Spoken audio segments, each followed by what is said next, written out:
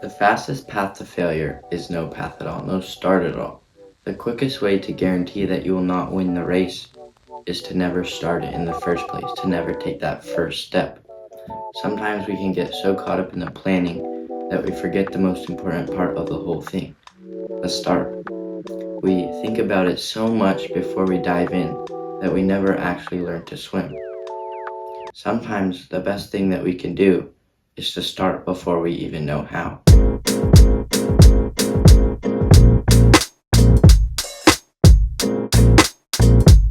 In this video, I'm going to teach you why you must start before you know how. I'm going to go over the 2 reasons why most people fail to start in the first place and how to overcome those. So without any further ado, let's get into that. I want you to think about this for a moment. How many greats, how many legends of sports, how many truly amazing people do you think we would have in this world today if ordinary people like you and me had just chosen to start? Had gotten over that fear and that uncertainty of 1 hour or 1 day or 1 week of not knowing how to do something and had just gotten started. I'm willing to bet that we would have a lot more amazing people in this world if some people were just willing to start before they knew how. To take that first step onto a trail that they can't even see. To take that first step into the unknown and know that they're going to learn what they need to learn to become successful. But at the start, to be comfortable with the uncomfortable. You don't have to be great to start, but you have to start to be great. That is a quote by Zig Ziglar. The start is the beginning of it all. You cannot have the end without the start. You cannot have the middle without the start. So we know that the start is very important, but sometimes it can seem like the most deceptively hard part. Just starting can seem like the most difficult segment of this entire journey. And there's usually 2 reasons why that happens. It comes down to procrastination and perfectionism. Let's go over those. Perfectionism means that you refuse to accept any standard that is short of perfect. If it's not the best that it could possibly be, then it's not good enough. And so perfectionists usually end up in the planning stages. They try to make the result so good by planning and by putting more and more time into learning and making a process that they don't even know is going to work, but they think is going to work for so long that they never end up actually starting. And also, your first result is never going to be as great as your 50th result or your 500th result. So trying to make your first result as perfect as you can and trying to know how before you start instead of starting before you know how is false thinking. Your first result should come from starting before you know how, because that's how you make a failure and learn from that, and then you use that knowledge and you go back to it with this new understanding and this new thing of how to get better and how to make it better. Now, I'm not saying to stop trying altogether, but to have a ratio and a balance, and to be making more failures and taking more action than you are learning or planning, or be doing that in a direct correlation. Like if you're learning or planning for an hour, then you should be failing and taking action for an hour. Because in the end, you will learn more from an hour of failing and action than you would from planning or reading books or watching podcasts. Anyways, think about it. The greatest successes of our time or of all time, if you look at their first try, their first step in becoming an Olympic runner, or Mr. Beast's first video, or Alex Hormozi's first business, or Michael Jordan's first shot of a basketball, these things were not perfect. In the moment, they probably seemed like absolute failures, but they got where they are today because they knew that that first failure was a part of the process. Or once they failed, they got back up and they tried again. They weren't afraid of this thing called failure because it is a part of the process. You cannot get better without failure. Failure is essential for you to become good at something. So trying to separate yourself from failure is like separating yourself from this idea that you could have or this piece of insight that you could gain from failing one time. Separating yourself from failure is like separating yourself from the best version of this thing that you could be. Start seeing failure in your mind as something good instead of something bad. Know that the greats got where they are today because of failures, and know that failures are the only true way to know which direction you must go in, and what things you must learn, and what things you must do define success. To overcome perfectionism so that you can get your start, you must realize that it cannot be perfect, or it will not be perfect compared to your 50th result or your 500th result. So why not start now and make a failure so that you can learn things that will actually make your journey easier in the future.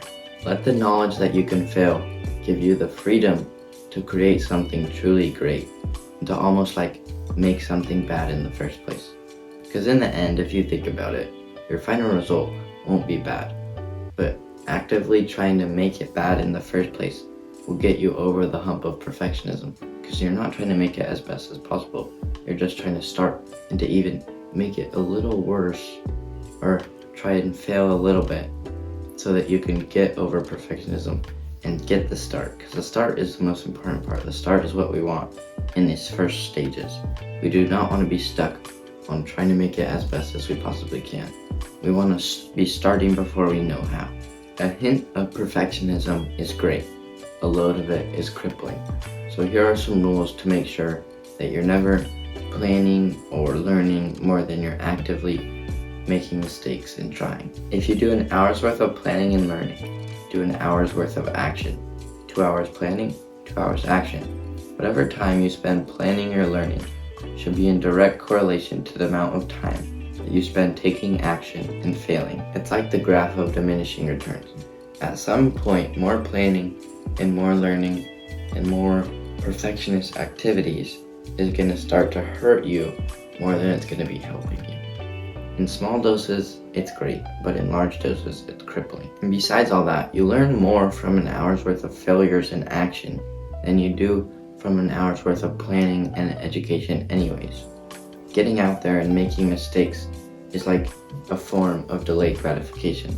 It's painful and it's embarrassing in the moment, but afterwards you have all this gain in the insight and the things that you think you need to learn, or the things that you know you need to learn afterwards, so that you can actually learn those things and make it better. You learn by building and actively making mistakes. From that, you realize what you need to learn to solve this problem that you came across while building. So failing and actively trying is like this new level of delayed gratification for ourselves. It hurts in the moment, but afterwards you get all this gain, all this knowledge on what to do and how to make it better. Failure is also in direct correlation with what you need to know. If you fail, you come across a problem that you don't know how to solve yet. So you must learn things, learn new skills, read books, plan. This is the point where you should be planning, so that you can go back and you can overcome this failure. You should be making action and making mistakes and making progress to the point where you fail. And then once you hit that roadblock of a failure, then you figure out what the problem is, go back and learn and plan how to solve it, come back, overcome that problem, and keep going until you hit another roadblock and fail. And then learn, and then come back to that. That should be the process. Fail, learn, evolve, fail. Alright, that was how you overcome perfectionism. Now let's go over how you overcome procrastination. Procrastination is the act of delaying or postponing something. Thinking that you don't need to do it right now, or thinking that you can do it later, or in the moment when you're faced with the hard choice of should I do it or should I not do it, and then postponing it or putting it off. This is the act of procrastination. But we know deep down that we must do it. We must do this thing. So the thing that we must overcome is the postponing and the putting it off. And to just start, procrastination is usually stopping us because the task feels too big or too overwhelming or too scary. Like when we think about it, we think of this whole big scary task, and that intimidates us. So we end up putting it off for longer and longer, and then this just adds to the scariness and the bigness of this task. So the way that we overcome this is by breaking it down into small chunks. By taking this mountain and just looking at a pebble instead of the 1,000 feet that you have to climb. Because you know that you could overcome one pebble. And then one pebble, or 5 pebbles, or 10 pebbles every single day. And in a couple of years, you've overcome this whole mountain. But today, it's just this pebble. That's all you should be thinking about. Procrastination is beaten by breaking it down into smaller parts. One of my favorite ways to do this is by using the 5-minute rule. The 5-minute rule breaks it down into one of the smallest time chunks possible so that it's just the start. Because usually starting something takes like a minute or 5 minutes to get everything set up, or to open a book or open your computer and start a document or start a script for a video. And the 5-minute rule is basically that you just have to do the task for 5 minutes. Set a timer for 5 minutes on your phone. If you're like sitting down or laying down and you don't feel like doing it, go to the timer app, clock app actually, click on timer, 5-minute timer, start it, and just go do that task. And once the 5-minute timer is up, you don't have to do that task anymore. But most of the time, as is the case with procrastination, the thing that we were scared of, which was not actually even that scary, was the start. So doing it for 5 minutes gets us over this scary part of it. And then once we're already in it, it's almost more work to get out of it and to go back to doing whatever else you are doing than it is to continue the task. So once you've done your 5 minutes, then most of the time, it just feels easier and more beneficial to continue doing the task. Think about it like push-ups. If I told you to get down and do 100 push-ups, you could do them, but that task seems intimidating. But if I told you to get down and do 1 push-up, that almost seems silly and too easy. Anybody could get down and do 1 push-up, no matter how much their arms hurt or how much their fingers ached. They could get down and do 1 push-up. And then once you're down there, it's almost easier to do 4 more push-ups and get to 5 push-ups than it would be to get all the way back up off the ground and all that effort. And then all you have to do is double those 5 push-ups and you're at 10 push-ups. And then just do 9 more sets of those, which is a big chunk, but you're already down on the ground and you're already in the rhythm of doing 100 push-ups. So then just do 9 more sets of 10 and you're at 100. So really, what was the hardest part? It was the illusion of the 100 push-ups and this big picture of 100 push-ups. But when we actually went and we did the task using a small version of this 5-minute rule and just doing 1 push-up, then it felt super easy. So really, doing the 1 push-up or doing that small baseline, doing that 5 minutes is the hardest part, and that isn't even that hard to begin with. So set the bar lower. The task may seem so big that is why you delay starting it. You're viewing this giant mountain of a task or a paper of essays that you have to read this big, or a business. When I think of the word business, like starting a business, that seems so scary. But the first day, all you have to do is really figure out what business you want to start, which one's the best, and do a little research on that. You're not starting a whole business in 1 hour or 1 day. Starting a business takes at least a week. So we need to break it down. Find your baseline. That's where the magic is. Because like, when I hear the push-up analogy, like 1 push-up just seems silly to me. Like, why would I get down and do 1 push-up when I know that I'm capable of doing 100? But when I hear 100, it still seems intimidating to me. So then I thought, I'll bump it up. And 5 still seems like a little less. So 10 push-ups. I'd get down and do 10 push-ups. And I know that I can do it, and I know that it's easy for me, and it doesn't seem like a waste of time, but still challenging enough. So then once I'm down on the ground and I've done my 10 push-ups, then I just have to do 9 more sets of those. And then I'm at 100. And I know that I'm capable of doing 100, but finding my baseline, which is 10, or finding my 5-minute rule in whatever activity I'm doing, like scripting for 5 minutes or recording for 5 minutes. This recording started out as me just recording for 5 minutes. Like, I set a timer on my phone. All I was gonna do was record for 5 minutes. And once I was done with the 5 minutes, I could be done with this recording. But once I had started, once I had set everything up, then I didn't want to pack everything up, like fold up all this table again and take all my mics off and stop the recording. So I thought, why not just continue with this? I've already got my whole script ready, so let's just finish it out. It's the same with flow state. Finding your baseline and flow state are very correlated, and they are almost like the same.